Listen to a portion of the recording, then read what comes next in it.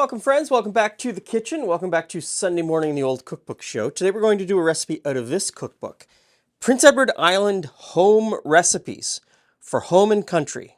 Compiled by Prince Edward Island Women's Institute members from Charlottetown. This was published in 1943. It is a community cookbook. It is a wartime community cookbook. And it kind of shows a wartime experience. It's a little bit different from other parts of Canada. A lot of the recipes in here aren't as dire as you would find in say a recipe book from Toronto or Montreal or Calgary or something like that. Lots of admonishments in here to do your part though for the war effort, to stick up for Canada, get your elbows up, and make sure that that we win the war. And today I've chosen a recipe from one of the dirtiest 2 pages in the cookbook for something called cottage cheese pie. Now, very low on method. The method simply states mix in the order given. And I really like recipes. To me, a well-written recipe is a recipe where all of the ingredients are set out in the order that you're going to use them. You know which ingredient is going to go in next.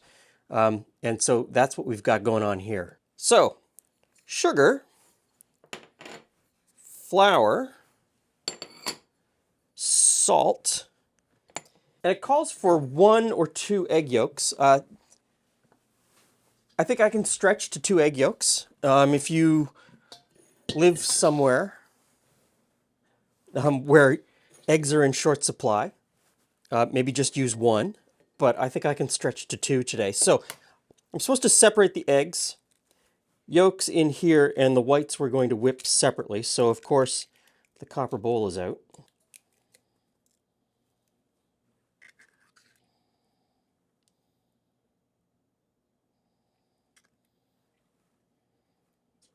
Second egg yolk. Give that just a little bit of a whisk, get it started. Next ingredient is a cup of cottage cheese. Now, the recipe asks me to put it through a sieve. Yeah, I'm not going to do that today. I'm just going to plop it in. I think it's going to be fine. So, look at the cottage cheese in. I mean, it's pretty soft. I think it's going to be... I think it'll be fine. Next in is the juice and rind of half an orange. So, I call that the rind of half an orange, and I'm going to call this the juice of half an orange. Okay, the next 2 ingredients, I'm going to need some help here. I'm going to need some help. First it calls for sour cream, but we're going to get to that. I'm going to pour out a cup of milk. Calls for sweet milk. In 2025, we all know that sweet milk just means milk, not sweetened milk, just regular milk. In this time period, they said sweet milk to differentiate it from sour milk. This is just milk. Sour cream. So we just got back from the family place in Quebec City. And there's very few things that I'm particular about, but one of them is sour cream. And so at the grocery stores that are within walking distance of the family place in Quebec City, and the place in Quebec City is inside the wall, so we're in the old town, I cannot find... It's going to come out. It's going to come out. There we go. I cannot find the same style of sour cream that I would buy here just outside of Toronto. And what I mean by that is I buy a sour cream that is milk and bacteria. 2 ingredients. The ones that I'm able to find at the grocery stores in Quebec City are the more highly industrialized types of sour creams that have guar gum and other types of things like carrageenan and thickeners and stuff like that. Nothing wrong with that stuff. I don't like the texture of it, so I try to stay away from it.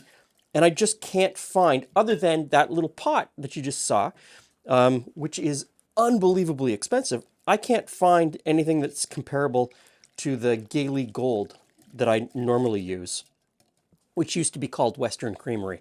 So I'm putting it out there. If you live in Quebec City, do you know of a place that's within walking distance of the old town, inside the wall, where I can get decent sour cream? Please let me know in the comments down below. Next ingredient is nutmeg. So I need to crack a new one open, so I thought I'd give you the spiel. This is a nutmeg, and around the outside of the nutmeg is this kind of papery thing that's orangey red. That is called mace. So if you ever see the spice called mace, it comes from the outside of the nutmeg. This is, well, sort of the nutmeg. So first there's a fruit, and it's a soft fruit. Take that away, and then you're left with this aril, which is called mace, which is the spice mace, around the outside. And then here is a shell, and I don't know if it's not going to shake. No, it's not going to shake. And inside is the actual nutmeg. So I'll crack open the shell, peel that away, and inside is the actual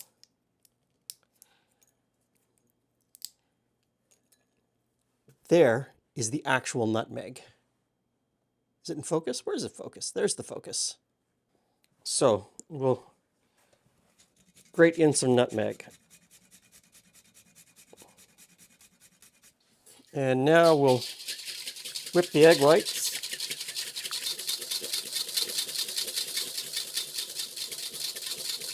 And we'll fold the egg whites in. So there's about a third of them.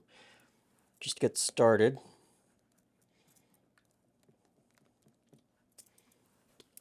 And the rest. Next instruction is pour into a pie shell. So in the freezer here, I have an all butter pie crust in a 9-inch deep dish pie tin. It's a metal tin. I'm hoping that it's the right size. It's kind of an average size. The oven is preheated to 350 degrees, but there's no mention of how long it's supposed to bake. It says to sprinkle the top with coconut. That's not going to happen. Doesn't tell me how long to bake, just to bake it in a moderate oven. So in the oven, I've got the pizza stone on the bottom. I've got a tray in case it bubbles over. But I find that a metal tray, metal tin for the pie tin, and the pizza stone, I get a really nice baked bottom because, again, it didn't tell me to par bake it. Par baking really wasn't a thing in this time period.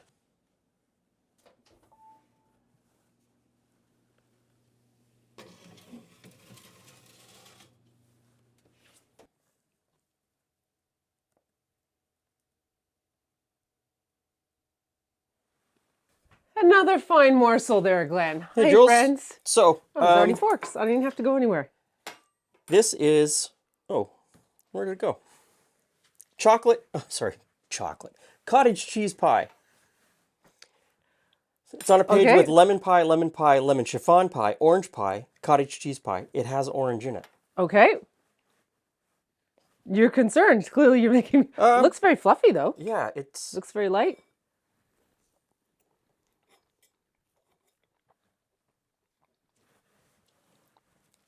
It's very orangey. It's a very light pie. I wasn't expecting that texture. And now it's a very light and It's a refreshing pie. fluffy and somewhat still kind of liquidy. Like it's not dry or... That's a summer pie. That's not a winter pie. That's a summer pie. That's really good. It's always funny when it's so new. It's like, oh, this is so new. It's like nothing I've ever had before. That's great. And so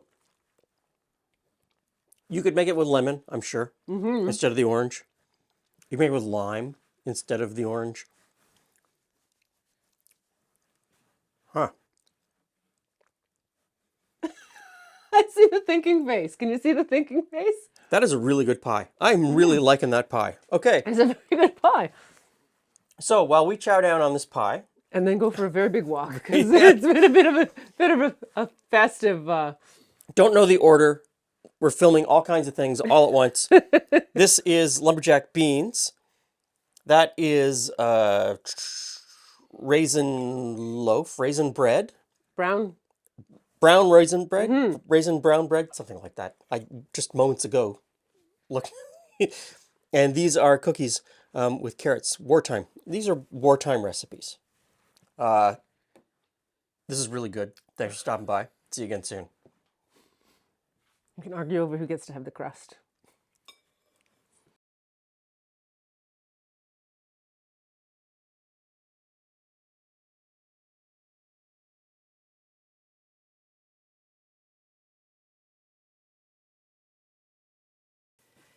Hey everyone, thanks for sticking around to the end. Thanks for watching to the very end of the video, and thanks for watching this next little bit.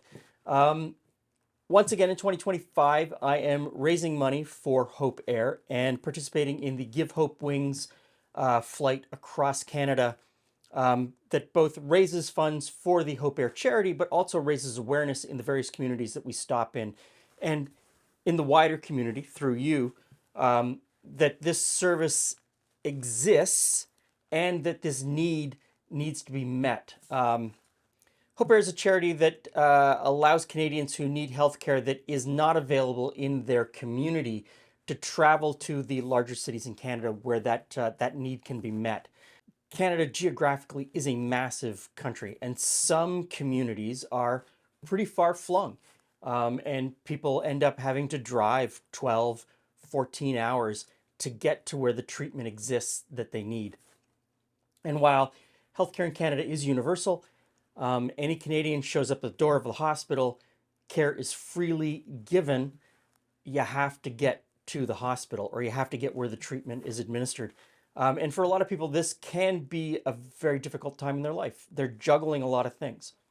They may not have the financial resources to fly to Toronto and put themselves up in a hotel room for a couple of nights and meals and so on and so forth. And Hope Air is a charity that takes care of that, takes that burden away, takes that weight off of people's shoulders, and allows them to just get well. So my part in this is to raise awareness and to raise money. I work with other pilots who fly some of these people who are seeking treatment from smaller flying communities to larger centers like Thunder Bay, where they can get a commercial airliner that will take them to Toronto or Winnipeg, so on and so forth. And over the last couple of years, we've raised a lot of money for Hope Air. Last year alone, you donated around $40,000 to help out with this cause. I'm very grateful for that. I feel very blessed that we have created a community here on YouTube, amongst everything else that's going on in the world, where we can help people. So once again, I'm doing this. Once again, we're flying. I will be putting the itinerary down in the description box of the places we're going to be in early June, where you can stop in and we can meet. Also links to Hope Air Charity so that you can check them out, see what they do. And if you're moved to help, there will be a link to the fundraising page. For everyone who has given in the past, I thank you enormously. And everyone who is about to give, thank you.